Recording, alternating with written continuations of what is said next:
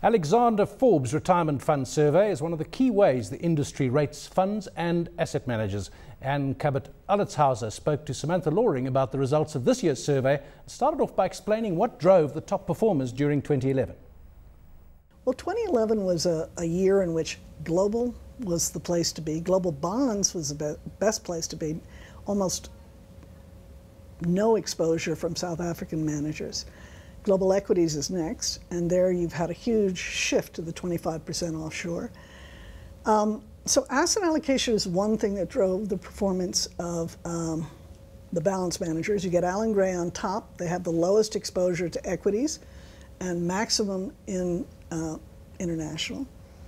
But the other dynamic that was also driving performance was the fact that we had a hugely volatile market. And that volatility meant that no particular one style dominated. In fact, you'll sort of surprise you to look in the equity strategies that a lot of the people that are on top of the equity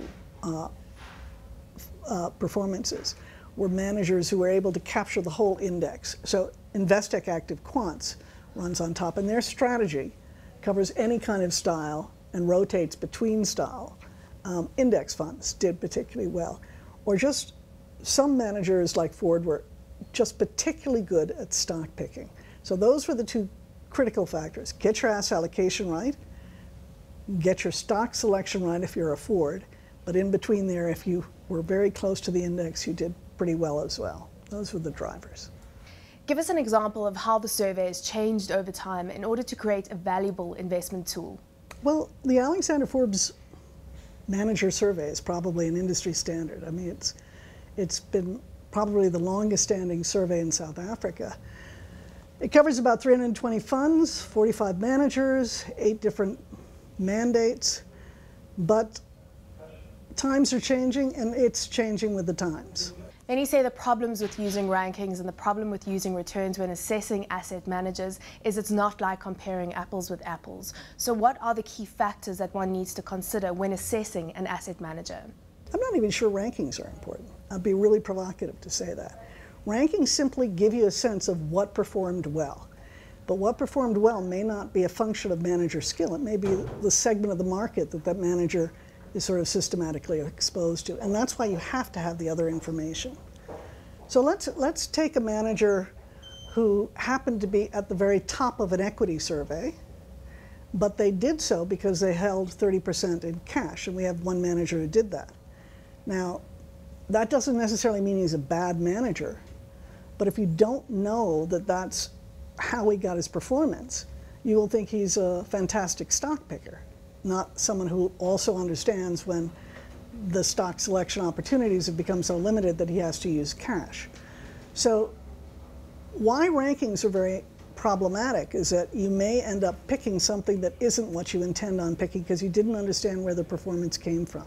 The two questions you have to start with is to ask yourself, am I just buying one manager? Or am I buying a manager who is going to have to be blended with another manager?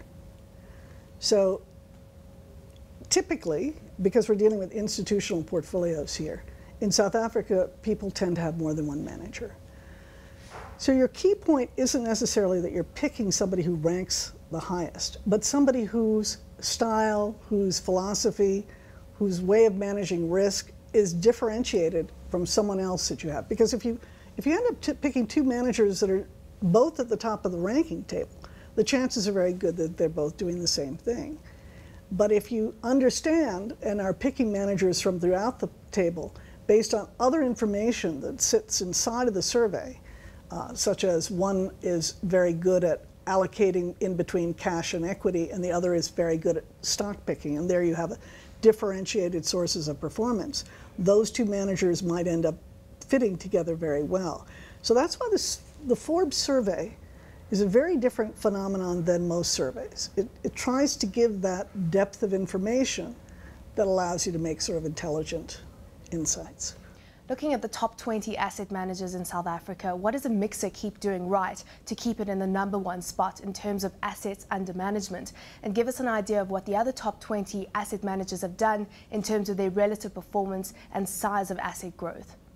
Well, Mixer, which is the largest fund manager, And then you've got these rapidly growing managers like Allan Gray and Coronation doing something extremely interesting. They're closing their funds to new institutional inflows. And they're doing that because they're saying we're basically a single philosophy house. This is Coronation and Allan Gray. When you buy us, there's only so much capital we can invest in the markets and still get that performance that we're seeking. But Omixa can continue to stay open for business even though they're the largest fund manager in South Africa, because what they've done is that they've segmented their business into different investment boutiques. And those investment boutiques operate in different places in the market, so they're not crowding out the opportunity set by having these different boutiques. And so you see a phenomenon where the largest houses are starting to either break down into boutiques or cap their assets under management. But what clearly has been happening over the last 10 years is that you've seen a huge shift away from asset managers that are owned by life companies or financial service companies and shifting into more of the boutiques, into the smaller niche players. And I think people really perceive that when they do that, the asset manager is better positioned, the independent, to operate in the best interests of their clients. That's why people like Omixa, for example, make sure that their boutiques, there's a share ownership by the asset managers so that they've got a vested interest in making sure their clients are looked after. So it's the business model that also is dictating how the assets are shifting.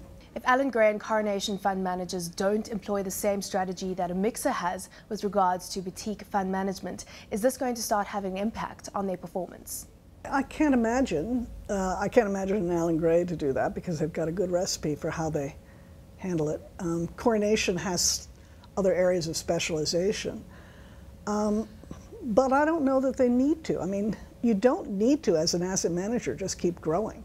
One of the things that both of them are doing is certainly shifting the new business away from institutional lower margin business, to the retail business where they make better profits off of it. So they continue to be profitable without sacrificing performance. Lastly, there's a trend between the merger. There's a merger trend for retail and institutional funds to start moving together. Is that something that we're going to start seeing more of? It's not so much a merger as it is people seeking where they can find alpha, where they can find new insights.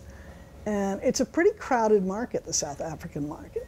So the reason why the retail investment managers are sort of becoming of interest is because possibly they're exploiting interesting areas of return in the market that the big boys may be overlooking. And they're smaller so that they can operate a little bit more nimbly in these areas. So what is happening is a recognition that you have to start including not just the big players, but some of these smaller operators who, for lack of any other resources, have tapped the retail markets to start out, because there you're not dependent on huge quantities to be able to function fairly well.